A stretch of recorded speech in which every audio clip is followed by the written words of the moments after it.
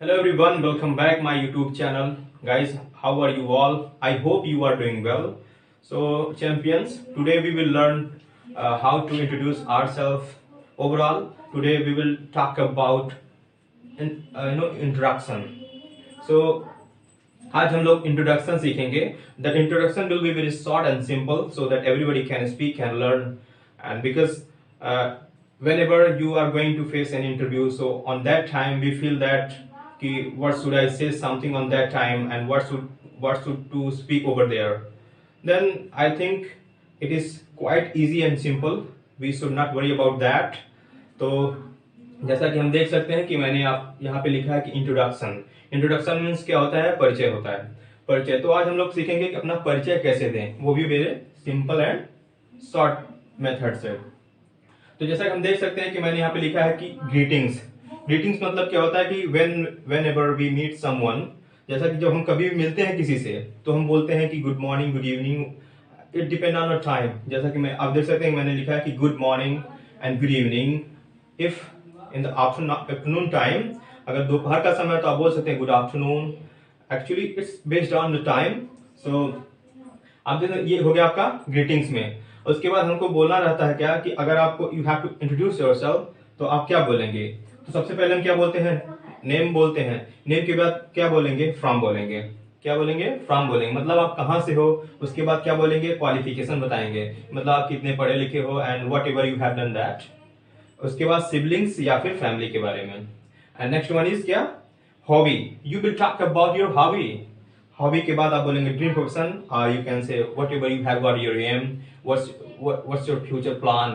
Then after that you will talk about your future plan, what you want to become your future. So let's see. तो अगर हमको सबसे पहले बताना होगा कि हम अपना नाम कैसे बताएं, तो we have got a 2 or 3 method to introduce ourselves, to tell about our name. तो जैसा कि मैंने लिखा है, आप बोल सकते हैं कि आई एम विवेक. जैसा कि मेरा नाम क्या है? विवेक है. तो आप बोल सकते हैं कि आई एम, क्या बोल सकते हैं? आप बोल सकते हैं कि I am Vivek. In place of I am Vivek आप बोल सकते हैं कि दिस इज विवेक. क्या बोल सकते हैं? दिस इज विवेक. आपका जो नाम रहेगा वो आप नाम आप मेंशन कर सकते हो. तो पहला मैंने क्या बताया आपको? आप बोल सकते हैं क्या? आई एम विवेक. और दूसरा क्या है? This is Vivek. And third one is we all are quite familiar with this one. So my name is Vivek. क्या बोल सकते हैं आप? My name is Vivek. आप इस इन तीनों में से आप कोई भी बोल सकते हैं. And the fourth one is, जो हम लोग का चौथा है, माई सेल्फ. आप माई सेल्फ लगा के बोल सकते हैं, लेकिन ये जो माई सेल्फ है ये ग्रामेटिकली आपका रॉन्ग है. But you can serve your purpose by speaking this. आप इससे बोलकर अपना काम चला सकते हैं.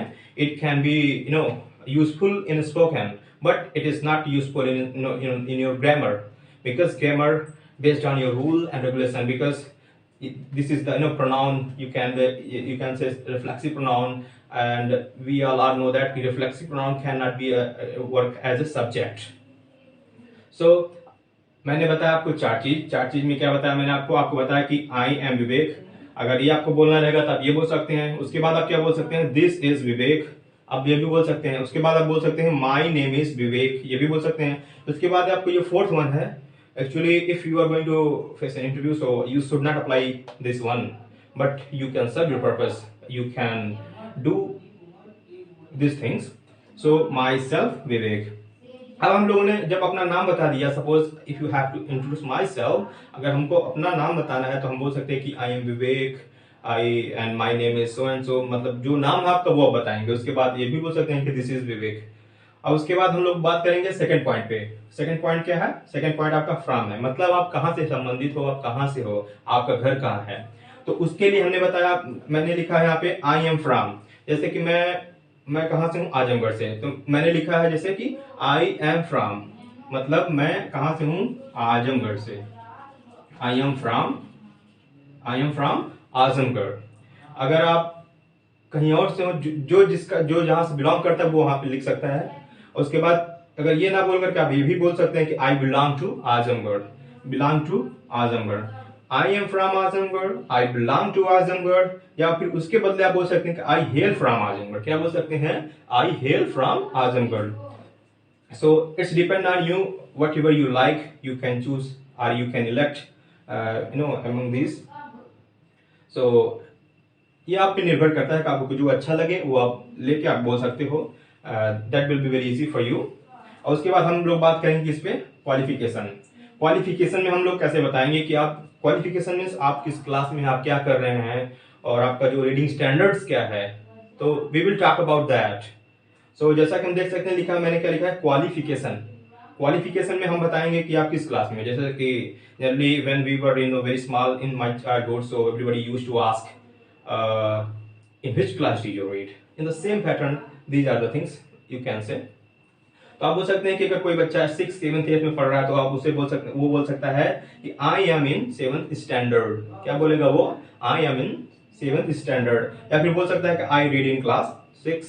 या फिर बोल सकता है कि अगर वो लड़का बीए में है, actually if he is doing BA, so BA में है या फिर बीए कर रहा है या कंप्लीटेड हो चुका है. अगर वो बीए कर रहा है तो वो बोलेगा क्या? आई am pursuing BA second year. या जो मतलब अभी वो परस्यू कर रहा है, मतलब वो भी चल रहा है उसका. अगर एमए में है, मान लीजिए उसका भी अभी एमए चल रहा है तो भी बोल सकता है I am pursuing MA. It's depend on कि which year is he doing or that one doing. So ये डिपेंड करेगा. तो हम लोग क्या सीखे यहाँ पे? हम बोल सकते हैं कि आई एम इन 6th और 7th स्टैंडर्ड. उसके बाद बोल सकते हैं आई रीड इन क्लास 6. उसके बाद बोल सकते हैं कि आई एम अगर आप कोई ग्रेजुएशन कर रहा है या पीजी कर रहा है या पोस्ट ग्रेजुएशन कर रहा है उसके लिए आप बोल सकते हैं कि I am pursuing BA second year. अगर इसी जगह कोई आपका कंप्लीट कर चुका है, जैसे कि सपोज मैंने पीजी कंप्लीट कर चुका है या कोई भी कर चुका है, तो आप बोल सकते हैं कि आई have completed my PG. I have completed my PG. या फिर आप ये बोल सकते हैं कि I have done my PG. I have done my PG. So what we have to speak here? We have to speak here. Just talk about our qualification. I study in class 6th or 7th. My standard is 7th. Whatever. अगर आपने BA complete कर चुका है तो आपको ये बोलना है कि I have completed my graduation. या फिर आपका चल रहा है तो आप बोल सकते हैं कि I am pursuing my BA second year. उसके बाद जब ये चीज हो जाए तो हम लोगों ने ग्रीटिंग सीखा, फिर नेम सीखा, नेम बाद फ्रॉम सीखा, फ्रॉम बाद क्या सीखा आपने? क्वालिफिकेशन. अब क्वालिफिकेशन के बाद हम लोग सीखेंगे siblings and family. So just wait a minute, I'll take time something.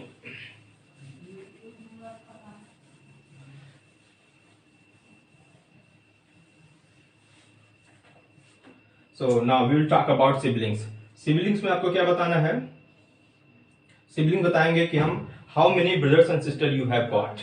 क्या बताएंगे? मतलब आपके पास कितने भाई और बहन हैं. तो आप बोल सकते हैं कि I have got,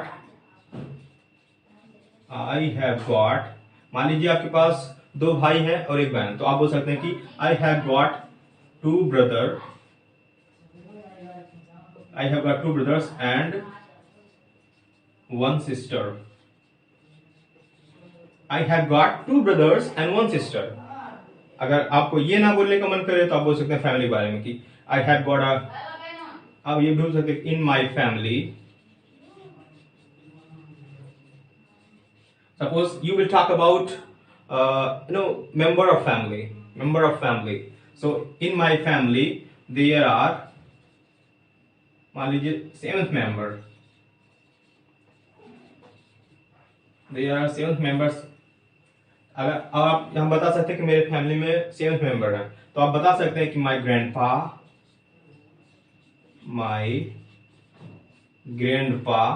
मतलब grandfather and grandma मतलब grandmother and my parents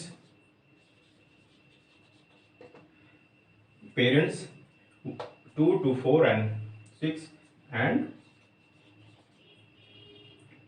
मतलब आपके पास जितने भी हों आप इसमें मेंशन कर सकते हैं. तो overall we have to learn here कि we have to tell either siblings or family. So अगर आप siblings के बारे में बताना चाहते हैं तो आप बोल सकते हैं कि I have got उसके बाद आप बताइए कि जितने आपके पास भाई हो बहन हो, आप वो बता सकते हैं कि I have got so and so. अगर आप फैमिली के बारे में बताना चाहते हैं तो आप बता सकते हैं कि my family they are 7 member 8 members and now you have to count on that. So जैसा कि मैंने यहाँ पे लिखा है कि grandpa grandma and parents and whoever is in your member। उसके बाद हम लोग बात करेंगे हॉबी। तो हॉबी में क्या है, हॉबी मतलब आपका जो शौक क्या है, कि मतलब आपको कौन सा जो काम है जो आप डेली उसे करते हैं उसे बहुत मतलब जस्ट लाइक अ गेम। सो आप बोल सकते हैं कि माई हॉबी इज। हाँ, एक चीज हमको ध्यान रखना है, अगर आपके पास एक शौक है, कोई भी एक शौक है, suppose you are fond of playing cricket, अगर आपको क्रिकेट खेलने का शौक है तो आप बोलेंगे कि माई हॉबी इज, क्या बोलेंगे, my hobby is playing cricket. अगर आपके पास एक हॉबी है तो आप बोलेंगे केवल my hobby is. Otherwise, if you have got a lot of hobby, suppose a lot of you have got you can say you are fond of many games। अगर आप बहुत सारे शौकीन बहुत सारे गेम्स के तो आप बोलेंगे माई हॉबीज आर, क्या बोलेंगे, माई हॉबीज आर। जैसा कि आप इधर देखिए कि my hobby is, my hobby is playing,